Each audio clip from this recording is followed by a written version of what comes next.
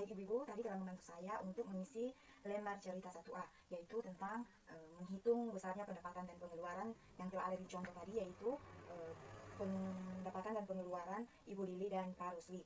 Nah, Ibu-Ibu, sebelum kita melanjutkan materi kita pada saat ini, alangkah baiknya kita berdoa. Berdoa, kita mulai dulu ya. Berdoa selesai. Nah, Ibu-Ibu, adakah yang masih ingat apa saja yang telah kita bahas pada bulan yang telah berlalu? Pembahasan kita di bulan sebelumnya, ada yang masih ingat? Iya, Ibu Ristin? Iya, betul. Jadi, apa yang telah disampaikan oleh Ibu Ristin barusan, bahwa yang telah kita bahas pada bulan yang lalu adalah bagaimana kita untuk menyusun anggaran dalam keluarga kita, terus mengendalikan anggaran. Nah, jadi Ibu, saya ingin menjelaskan kembali supaya Ibu bisa ingat bahwa pada bulan yang lalu itu kita telah membahas mengenai menyusun dan mengendalikan anggaran. Nah, jadi pertama sekali dalam hal menyusun dan mengendalikan anggaran ini, Ibu-Ibu, kita harus memahami jumlah pendapatan dan pengeluaran kita. Nah, jadi dalam hal menyusun anggaran, yang paling penting adalah kita harus mengetahui apa saja yang menjadi kebutuhan dan apa saja yang menjadi keinginan. Nah, di mana kebutuhan ini adalah segala sesuatu yang harus kita cukupkan dalam keluarga, karena jika tidak akan mempengaruhi keberlangsungan hidup kita. Nah, misalnya makanan. Setelah itu keinginan, di mana keinginan ini bisa ditunda, Ibu ya. Nah, karena keinginan ini tidak terlalu mengganggu keberlangsungan kehidupan kita. Nah, jadi terakhir yang kita bahas pada bulan yang lalu adalah mengendalikan keuangan. Jadi cara untuk mengendalikan keuangan, adakah Ibu yang masih ingat bagaimana kita mengendalikan keuangan?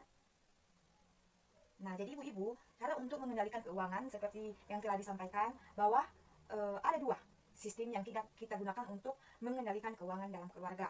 Nah, yaitu yang pertama menggunakan sistem amplop, dan yang kedua menggunakan sistem catatan kas harian, Ibu ya. Nah, jadi ada yang masih ingat sistem amplop dan sistem catatan kas harian digunakan di mana saja? Iya. Nah, jadi Ibu, saya jelaskan lagi bahwa untuk sistem amplop ini biasanya digunakan untuk keluarga yang pendapatannya tetap. Nah, misalnya di keluarga pendapatan setiap bulan sang bapak 1 juta, ibu juga 1 juta. Nah, jadi itu bisa menggunakan sistem amplop. Beda dengan yang menggunakan sistem catatan kas harian, Ibu ya. Nah, bahwa sistem catatan kas harian ini digunakan bagi keluarga yang penghasilannya tidak tetap. Nah, misalnya di kita penghasilan kita tidak tetap. Jadi biasanya ibu-ibu pendapatannya setiap dalam sebulan atau bagaimana? Oh, setiap minggu, Ibu ya. Nah, jadi dalam penggunaan sistem, baiknya ibu ibu-ibu semua menggunakan sistem catatan kas harian. Jadi ibu-ibu menulis semua melis apa saja yang menjadi pendapatan, terus apa yang menjadi pengeluaran setiap harinya. Nah, jadi alangkah lebih baiknya ibu-ibu kalau dalam membuat anggaran kita membuatnya sesuai dengan apa yang menjadi kebutuhan kita. Jangan terlalu memenuhi apa yang menjadi keinginan. Jadi disesuaikan antara pendapatan dengan pengeluaran, sehingga kita tidak terlilit yang namanya hutang ke depannya. Nah, begitu Ibu ya. Nah, saat ini kita akan melihat sebuah video.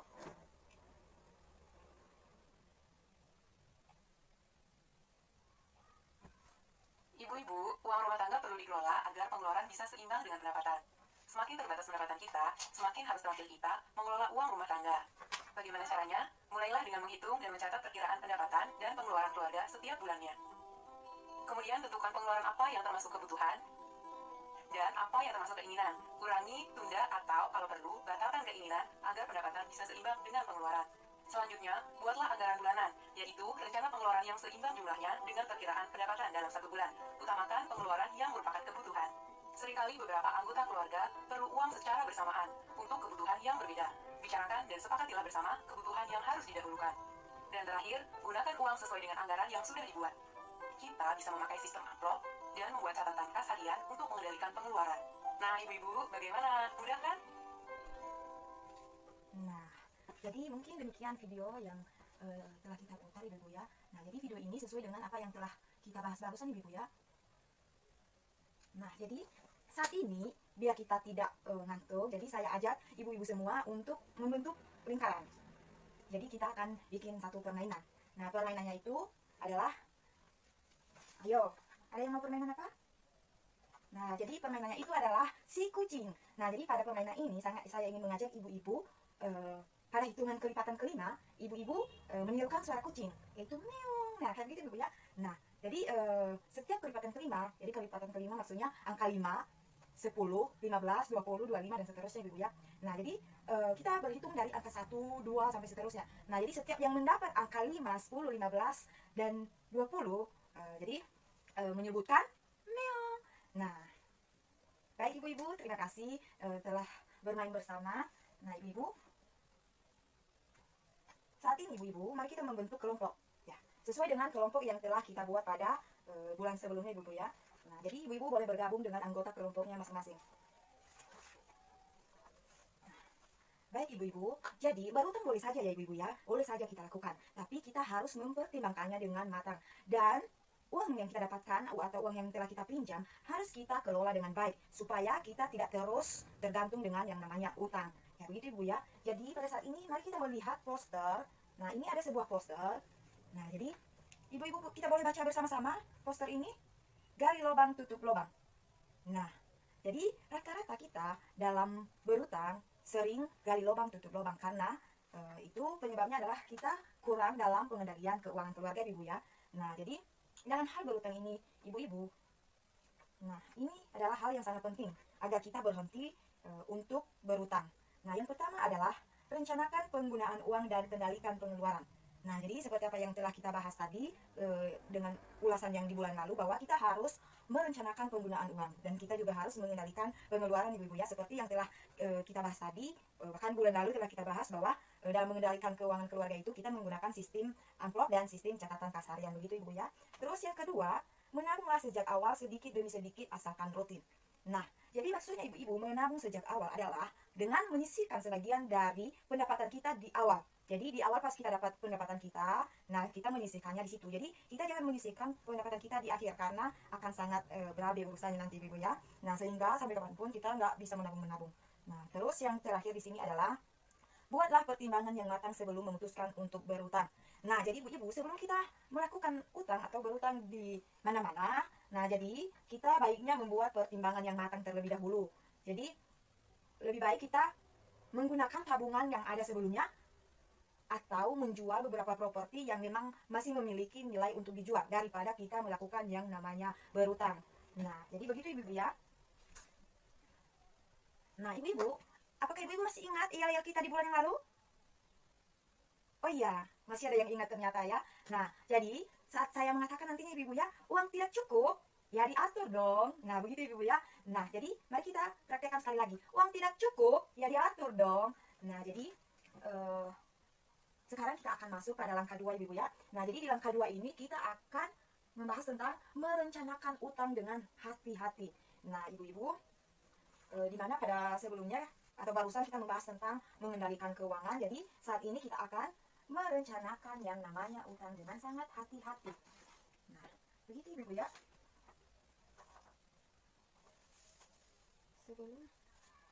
Jadi ini ada flip chart. Nah jadi sebelum kita meminjam, ada beberapa hal atau beberapa poin yang harus kita perhatikan ibu-ibu ya. Nah jadi di sini ada 1, 2, 3, 4, 5. Ada 5 poin apa yang harus kita lakukan sebelum melakukan yang namanya berutang. Nah jadi ibu-ibu, yang pertama, untuk apakah kita meminjam? Nah jadi di sini dia menjelaskan bahwa sebaiknya kita berutang itu untuk memenuhi kebutuhan, bukan keinginan. Nah atau untuk kegiatan produktif. Nah maksudnya di sini ibu-ibu ya, kegiatan produktif, misalnya saya berikan contoh. Nah suatu saat ibu-ibu mau ke pasar, bukan ke pasar tapi ibu-ibu, tetangga ibu-ibu ada yang membeli kulkas misalnya. Terus karena merasa pengen juga, jadi ibu-ibu mau tidak mau saya meminjam uang untuk mendapatkan kulkas. Terus tidak tahu untuk apa kulkas itu. Nah itu disebut dengan keinginan ibu-ibu ya. Nah beda kalau kita katakan untuk kegiatan produktif. Nah jadi itu termasuk dalam kebutuhan ibu-ibu ya, bahwa misalnya kita membeli sebuah kulkas karena kita ingin menyimpan bahan-bahan makanan kita ke dalam kulkas. Misalnya kita punya usaha atau sudah mau memulai usaha, yaitu seperti di contoh ibu Lili, dia mau menjual ikan. Nah jadi supaya ikannya tidak cepat busuk, jadi dimasukkan ke dalam kulkas. Nah jadi itu sudah termasuk dalam kegiatan produktif ibu-ibu ya. Nah terus atau misalnya mau memulai usaha, jadi ya bolehlah melakukan peminjaman jika seandainya kita tidak mempunyai tabungan sebelumnya. Nah terus yang kedua, apakah ada cara lain yang bisa dilakukan sebelum berutang? Nah jadi kita pikirkan seperti yang telah saya jelaskan tadi, bahwa misalnya kita ada tabungan sedikit atau ada aset kita yang bisa kita jual yang masih memiliki nilai. Nah jadi yang ketiga, berapa besar kita perlu meminjam? Jadi kita harus tahu juga ibu-ibu, bukan karena kita akan meminjam jadi kita ya udah meminjam berapa aja saya pinjam, tapi meminjam itu kita harus sesuaikan dengan pendapatan kita. Nah terus bagaimana kita dapat membayar kembali pinjaman ini? Nah seperti yang barusan saya katakan, bahwa kita harus menyesuaikan pengembalian pinjaman kita sesuai dengan pendapatan kita ibu-ibu ya. Nah Terus yang paling terakhir, kemanakah kita dapat meminjam? Nah, jadi di yang terakhir ini kita juga harus cermat dalam memilih tempat di mana kita akan meminjam nantinya ibu-ibu ya. Nah, jadi itulah tentang merencanakan utang dengan hati-hati. Nah, jadi kita harus mempertimbangkan beberapa atau banyak hal sebelum kita benar-benar ingin meminjam uang. Nah, terus ini ada brosur mengelola uang agar tidak terjebak utang, ibu ya. Jadi jangan hanya karena menginginkan sesuatu, tetangga saya sudah punya, saya juga pengen. Nah, jadi jangan seperti itu ibu ya. Jadi kita harus mengelola keuangan kita dengan sangat hati-hati. Nah, agar kita tidak terjerat utang. Nah, begitu ibu ya. Film. Nah, jadi saat ini kita akan menonton sebuah film 2B ya. Ibu, ini kita nonton film dulu ibu ya. Untung saja kita punya kartu jam Kesmas ya nak. Jadi biaya rumah sakit bisa Jadi gratis. anak ibu ini lagi sakit. Ada obat aman yang tidak ditanggung jam Kesmas, Bu. Harus kita tanggung sendiri. Harganya 400.000 lebih. Hah? Ongkos untuk bawa Agus ke sini juga belum dibayar. Kalau dijumlah semuanya jadi 500 ribuan pak. Ya Tuhan, dari mana kita dapat uang sebanyak itu? Apa kita tidak punya tabungan, Bu? Tidak ada pak, tabungan ibu di arisan nggak sampai 50 ribu. Tabungan Dewi di sekolah baru habis dipakai bayar uang ujian. Sepertinya kita terpaksa berhutang pak.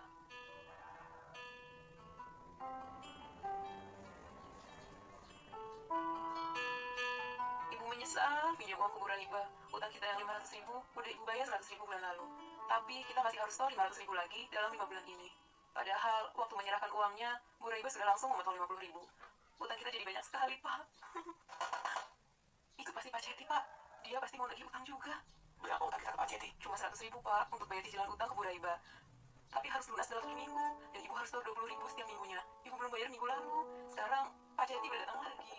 Willy, mana uangnya? 40.000. Nah, jadi itulah video yang telah kita tonton.